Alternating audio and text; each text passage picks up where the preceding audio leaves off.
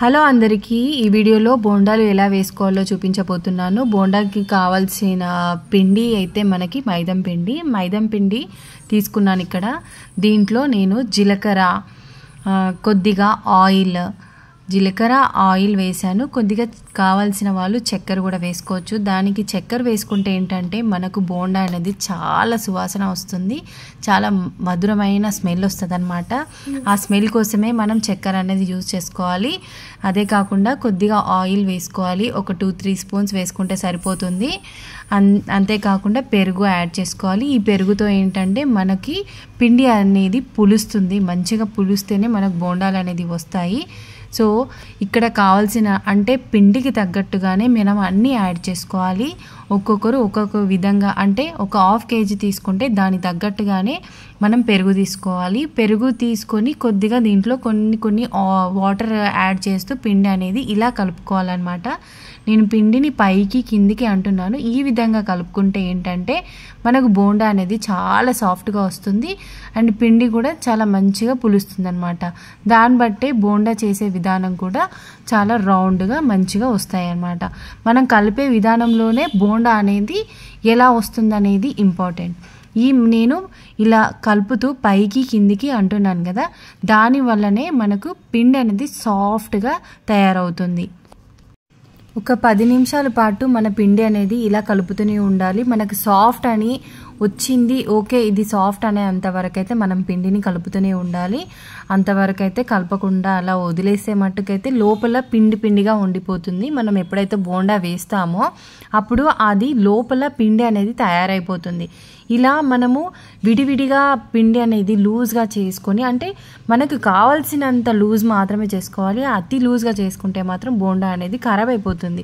లూజ్గా వేస్తే ఏంటంటే బోండా ఆయిల్ అనేది ఎక్కువ పీల్చుకుంటూ ఉంటుంది, ఆయిలీ బోండాస్ అవుతాయి అన్నమాట. మనకు తగ్గట్టుగానే వేసుకోవాలి. ఇలా ఆయిల్ వేడెక్కిన తర్వాత ఇలా మనకు వచ్చే విధంగానే మనం బోండా వేసుకోవాలి. ఇలా బోండా వేసే విధానం రాలేదు అంటే ఇలా నాలాగా కొద్దిగా వేస్తూ బోండా అనేది వేసుకుంటూ ఉండాలి, సరిపోతుంది. ఇంకా ఎక్కువగా అవసరం లేదు. కొద్దిగా చిన్నగా వేసుకుంటే ఆ బోండా అనేది వచ్చే విధంగానే వస్తుంది. సో నాకైతే ఈ విధంగా వేసినా నాకు రౌండ్గానే వస్తాయి. చూస్తున్నారు కదా, ఈ విధంగా వేస్తే సరిపోతుంది అనమాట. చూసారా, ఇలా వేస్తే నాకు రౌండ్గానే వస్తుంది. ఈ విధంగానే ట్రై చేయండి.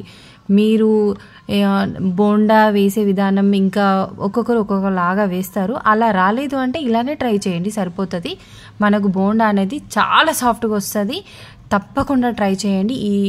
ఇలా మనం పిండి కలిపే విధానంలో మన బోండా అనేది ఎలా వస్తుంది అనేది ఇంపార్టెంట్. ఇది గుర్తుపెట్టుకుంటే మనకు బోండా అనేది పక్కా మనం కూడా చేసుకోవచ్చు. హోటల్లో చేసే విధంగానే మనం ఇంట్లో చేసుకొని చక్కగా తినవచ్చు అనమాట. సో చూసారా, నాకైతే ఇలా వచ్చిందో. ఇలా వేస్తే ఆయిల్ కూడా ఎక్కువ తీసుకోదనమాట. ఎక్కువ ఆయిల్ బోండా కాకుండా మనకి సాఫ్ట్ బోండా తయారవుతుంది. సో మీరు కూడా చేసుకొని తింటారని కోరుకుంటున్నా. మీరు ఈ విధంగా ట్రై చేసి ఎలా ఉందో కూడా చెప్తారని అనుకుంటున్నా. అండ్ ఇంకా మంచి వీడియోస్తో మీ ముందుకు వస్తాను. ఈ వీడియో మీకు నచ్చిందని అనుకుంటున్నా. ఇంకా ఇలాంటి వీడియోస్ కోసం నా ఛానల్ అనేది సబ్స్క్రైబ్ చేసుకోండి ప్లీజ్. నేను రీసెంట్గానే స్టార్ట్ చేశాను నా యూట్యూబ్ ఛానల్. సో మరికొన్ని వీడియోస్తో మీ ముందుకు వస్తానని అనుకుంటున్నాను. Thank you so much. ఈ బోండాలు మీరు కూడా ట్రై చేసి ఎలా ఉందో చెప్పండి. అండ్ ఇది ఒకసారి మనకు సాఫ్ట్ వచ్చిందా లేదా అని చెక్ చేద్దాం. చూడండి ఏ విధంగా వచ్చాయో, చాలా టేస్టీగా ఉన్నాయి ఈ బోండాలు అయితే. నేనైతే మా హస్బెండ్కి పెట్టాను. సో తను ట్రై చేశాడు, ఎలా ఉందో ఒకసారి ఓపెన్ చేసి చెప్పండి అని చెప్పాను. సో ఈ విధంగా ఓపెన్ చేశాడు. లోపలనైతే పిండి లేదండి, పిండి కాకుండా జస్ట్ మనకి అంత స్పాంజీ లాగా వస్తుంది. అది తీసేయకుండా తినొచ్చు. మరిన్ని వీడియోస్ కోసం నా యూట్యూబ్ ఛానల్ సబ్స్క్రైబ్ చేసుకుంటారని కోరుకుంటూ థ్యాంక్ యూ.